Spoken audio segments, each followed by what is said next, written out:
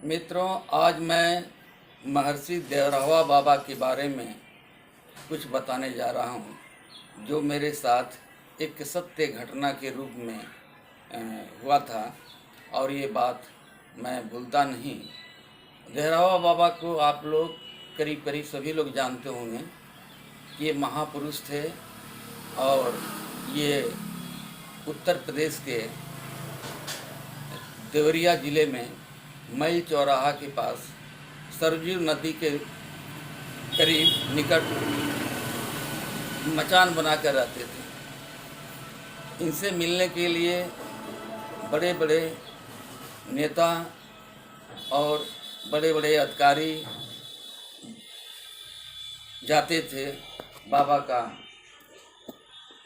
आशीर्वाद लेने के लिए।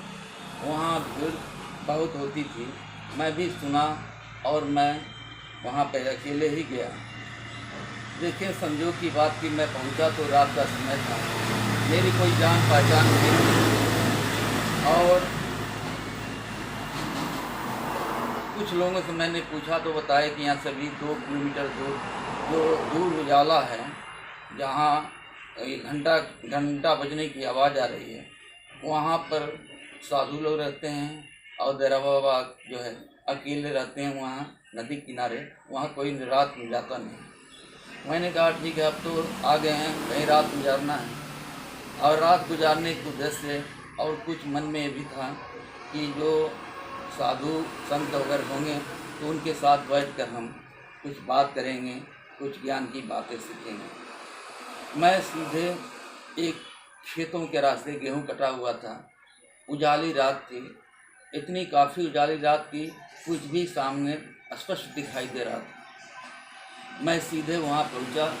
सामने बहुत बड़ा दरवाज़ा था और वो दरवाज़ा बंद था। सामने एक बड़ा सा कुआं था और कुआं जो फर्श उसका होता है बहुत चिकना साफ सुथरा था। बगल में बगीचा था आम का और मैं उसी पर जा कर के अपनी एक तौली बिछाकर बैठ गया। बैठे अभी मुझे मात्र 10-15 मिनट हुआ होगा कि 2 साधु उस दरवाजे से निकले और मेरे पास आए। मैंने उनका साष्टांग प्रणाम किया और उन्होंने मेरे बारे में पूछा। मैंने अपना आता पता सब कुछ बता दिया सही से। उसमें से एक साधु ने कहा कि जहाँ तू बता रहे हो वहाँ पे हमारा अपना घर है और मैं फला को जानता हूँ। बातें इस तरह कुछ हुई। फिर वो लोग चले गए अंदर और कुछ देर के बाद कम से कम 20 लोग साधु बाहर निकल कर आए और सभी लोग के साथ मैं बैठ करके बातें करने लगा। उन्होंने पूछा था कि कैसे आए हैं, तो मैंने बस स्पष्ट बताया कि मैं देवरावा के दर्शन करने के लिए आया। बहुत सारी बातें हुई, उस बातों को हम यहाँ कह नहीं पाएंगे, समय नहीं है। लेकिन एक घटना घटी अजीब कि उन लोगों ने मुझे खाने के रूप में शरबत दिया था सिर्फ पीने के लिए, क्योंकि वो मंगलवार का दिन था और सभी लोग व्रत थे। उन लोगों ने बताया कि व्रत है, आज कुछ मिलेगा नहीं, सिर्फ ये शरबत है, यही पी लो। मैंने उसको प्रेम से पिया और उन्होंने कहा कि अंदर किसी को भी रहने के लिए जगह नहीं है, किसी को रहने नहीं दिया जाता है। आप बाहर ही कुएँ के पास हो, वहीं इंतज़ार करो, सुबह उठकर चले जाना। यहाँ से 1 किलोमीटर है जहाँ देवरावा बाबा रहते हैं। ऐसा ही मैंने किया। नींद नहीं आ रही थी, लेटा था और लेटे लेटे कभी सो रहा था, कभी जग रहा था और इसी तरह देवरावा बाबा का ही ज़्यादा ख्याल करके मैं सोच रहा था। लगभग 4 बजे भोर की बात है कि मुझे लगा कि मेरी आँख बंद है। मैं सो गया था लगभग। मेरे सर के ऊपर किसी ने पाँव रखा, ऐसा मुझे आभास हुआ। मैंने तुरंत आँख खोला तो सामने विचित्र लीला देखा। जैसा कि मैंने सुना था कि देवरावा बाबा के बाल जो हैं सफ़ेद हैं, उनकी दाढ़ी सफ़ेद है, वो झुके रहते हैं, वो झुक कर चलते हैं, काफ़ी बुजुर्ग हैं, उनकी उम्र जो है 300 साल से भी ज़्यादा है, ऐसा मैंने सुना था और यही सुनकर मैं गया था। कुछ घर पे परेशानी थी, उस परेशानी को ही लेकर गया था कि शायद यहाँ जाने के बाद मेरी परेशानी दूर हो जाए, उनका आशीर्वाद मिल जाए। तो हमारा ये कल्याण हो जाए, इस पर्पज से ही हम गए थे। मित्रों, जब मैंने देखा कि झुके हुए सफ़ेद दाढ़ी सफ़ेद बाल, तो मैं तुरंत भाग गया कि ये भैरव बाबा ही हैं, और मैं तुरंत उनके चरणों में अपना सर पटक दिया और पैर को उनको पकड़ के ऐसे रोने लगा। उन्होंने मेरे सर पर हाथ रखा और कहा कि कहाँ बच्चा, तुम कहाँ आए हो यहाँ? तो मैंने कहा कि बाबा, मैं भैरव बाबा के दर्शन करने के लिए आया। तब उन्होंने कहा कि ठीक है, तुम्हारा भैरव बाबा से दर्शन हो जाएगा और जाओ, तुम हमेशा खुश रहोगे। और उसके बाद वो तुरंत खड़ाऊ की आवाज़ आ रही थी। खड़ाऊ पहने थे, खड़ाऊ पहन के जा रहे हैं, मेरे सामने तमाम बल्ब राड जल रहे थे।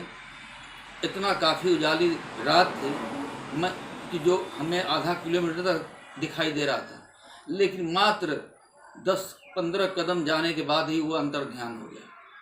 पता नहीं वो कहाँ चले गए, कुछ समझ नहीं आया। मैं तो सोचता ही रह गया कि हे ईश्वरी, क्या मैं देख रहा हूँ। उनका कुछ नहीं पता। सुबह हुआ, मैं गया नदी में स्नान किया और वहाँ पे जाके मैंने उनका दर्शन किया। और उन्होंने, सबसे बड़ी बात है कि उन्होंने एक साधु से मेरे लिए 5 छुआड़े भिजवाए पर्सनल, जबकि काफ़ी भीड़ थी। वो 5 छुआड़े मुझको भिजवाए। मेरे आंखों से अविरल आंसू आ रहे थे, पता नहीं क्यों। और वो जब साधु ला करके मुझे छुआरे दिए प्रसाद के रूप में, तो मैंने उसे ग्रहण किया और तो कुछ छुआड़े मैंने रख लिए, एक छुआड़ा मैंने खाया। मित्रों, मैं वहाँ से फिर दर्शन करने के बाद मैं चला और घर आया, तो जिस परेशानी को लेकर मैं गया था, जो मेरे ज़मीन का विवाद था, उसी मसले को लेकर के मैंने सोच कर गया था। मैं बड़ा दुखी था उससे। मैं जो ही ट्रेन से उतरा, मेरा एक घर के बगल का ही एक मेरा मित्र मिला। उसने कहा कि ऐसा ऐसा हुआ है। तो मुझे बड़ा चंभा हुआ। जो विवाद था, विवाद खत्म हो चुका था।